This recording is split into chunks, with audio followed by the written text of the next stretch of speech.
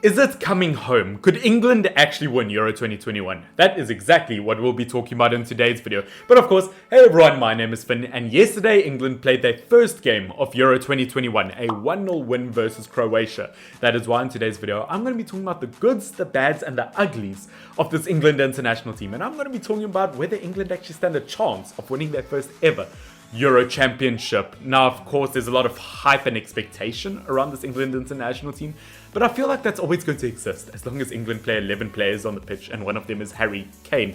But could England actually live up to that expectation and win Euro 2021? That's what I'm going to be talking about in today's video. Now, looking at that 1-0 win versus Croatia, that's obviously huge for England because Croatia was their toughest opponent in their group. Now they have to play against the likes of Czech Republic and Scotland, and of course, beating Croatia was a huge hurdle to jump over. But at the end of the day, I don't know if I was that impressed with Croatia at the end of the day. I feel like they didn't even get out of second gear. In fact, I don't think they started the car. It might have even been one of those car-shaped children's beds by the looks of things. I was not impressed with Croatia. But looking at the way England played, you do have to give a lot of credit to them. I definitely learned quite a lot about them, but there were quite a few problems. First of all, put it to Gareth Southgate to play two defensive midfielders while trying to play an attacking game of football. That was so bizarre. Lots of questions have to be asked.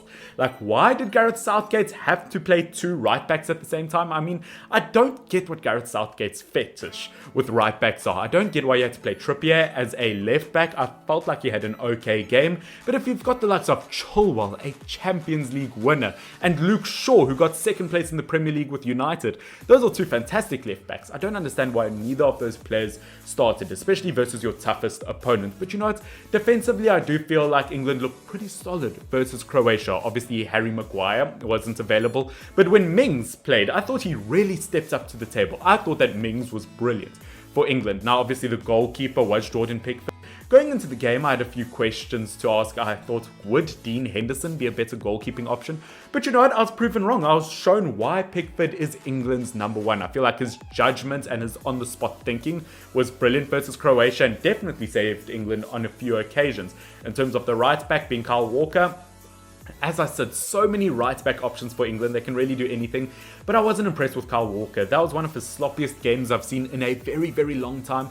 Well, with a player like Kyle Walker, you're only ever going to see that once, maybe in every 20 games, if even. Fantastic right-back, but wasn't his best game. But it was really the midfield of this English team that I feel could really propel England forward. Obviously, two defensive midfielders, I don't think that was necessary. But I think that was really made up in the fact that Calvin Phillips went so high up on the pitch. I thought in terms of not just being a defensive midfielder, but in terms of being a box-to-box midfielder, Calvin difference? Yeah, sure, why not? Calvin Phillips was the difference in that England team. To me, he was the most crucial midfielder in that game. He went up really high up on the pitch. He played probably the biggest role in that goal for England. He was brilliant. My man of the match by a country mile. Declan Rice was a tiny bit quiet, but did his job when necessary. But the whole front line of England, I have to say I wasn't impressed. Obviously, Foden was brilliant in the opening minutes of the game. Then went slightly quiet, but did apply pressure on the opposition for majority of the game. Mason Mount, once again, he was good on the ball, but quiet. Other than that, I'm not even sure Harry Kane played, to be honest with you. The only thing I remember is him sliding into the post, but that was about it. Unfortunately, that can happen with Harry Kane, specifically in this England team. He's either brilliant or he's totally hidden.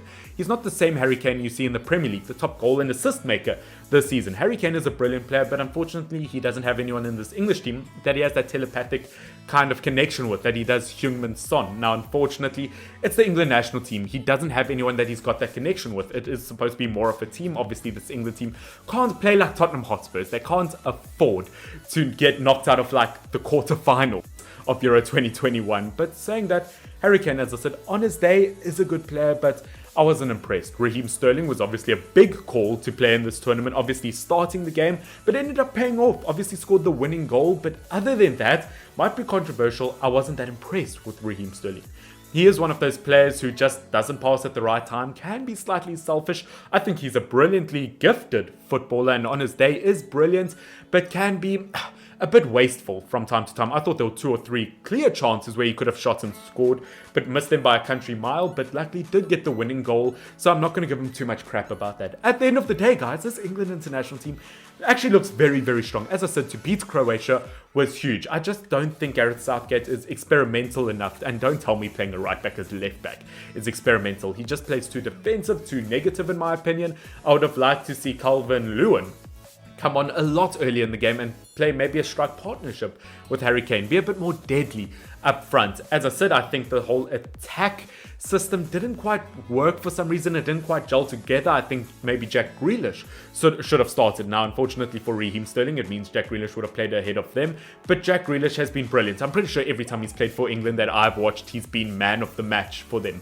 And I think his pace and maybe tricky ability would have been brilliant versus Croatia, because there's a lot of inexperience and or slowness in that Croatian defense that Jack Grealish would have been brilliant with. I don't think Gareth Southgate sets up the right team, but at the end of the day, England absolutely dominated versus Croatia. Whether that's down to Croatia not playing well or England playing well, I think it's a bit of both. I wouldn't say that I was unimpressed with England, but I definitely do feel like they have another gear, that they have another level or step to them. I don't think it was their best performance ever in terms of being an England performance. It was definitely an English performance. I can definitely say I was bored by half time, but at the end of the day, you know what? They prevented goals defensively. They really locked down at the back. It's a matter of, can they go forward with this team? Can they win Euro 2021? Now, unfortunately, whoever's the winner of this group will have to play against either the likes of Portugal, France, or Germany. Sorry, Hungary, I just don't think you're going to win your group. And that is really tricky. I have to say, England have really pulled the short straw on this one. To play against 3 of probably, I would say, the best teams in the world. England, I mean, they might have to try to come second in their group for this one. But I think England have just been extremely unlucky with this. In terms of them winning their group, do I think England are at least going to win their group? As I said, they beat Croatia. They might struggle against Czech Republic. They haven't had the best record against them as of late. I think Czech Republic can be very tricky on the counter-attack. And in terms of England, I mean, they were so defensive. And in terms of their counter-attacking ability, non-existent. I'm pretty sure for majority of the game when Croatia was in England's half, the entire England team was within their own half. For that, you can't counter-attack, and I think that was a huge letdown for England, and they might struggle against a team like Czech Republic. Looking at Scotland, great individuals, but as a team, don't always gel together, but if they do, they've had great performances as of late, and they could be a threat versus England. But at the end of the day, I think England should make it through their group. But as I said, whether they'll win Euro 2021, that's going to be another question to ask, because if they can beat Portugal, France, or Germany, that's a tricky one. I don't know if I like their chances versus either Portugal or France, but versus Germany, possibility. It's a great team overall, but their attack is not in form at the moment. So I think that probably is England's best way out, but I think they might struggle. Whether it's coming home, I don't think so, in my opinion, but I don't completely shut England out. It is a brilliant team overall. A 1-0 win versus Croatia. It's a good start, but I really hope that they do pick up in the areas that I mentioned. But guys, this has been Finn FY and that is my thought on England, on whether I think it's coming home, whether I think England can actually win Euro 2021 and live up to the hype. But we're going to have to see. I've been enjoying Euro 2021, but England, probably the most boring game that I have watched of the tournament. I hope Southgate turns into more of an experimental manager in what he does with this team. And please, play the right players in the right positions. Why do you always have to do that? It drives me absolutely nuts. But guys, if you have enjoyed today's video and you want to see more Euro content, I can promise you guys I've got a lot more of it coming within the next month. So please do subscribe down below. I'd love to hit 1,500 subscribers before the end of the Euros. That would be absolutely mental. And of course, please hit the like button down below. I'd really appreciate it. If you disagree with anything I've said in this video, please let me know in the comment section down below what it is you disagreed with me with and what your opinion on it is. But guys, Finn FY, thank you so much for watching. Is it coming home? Cheers.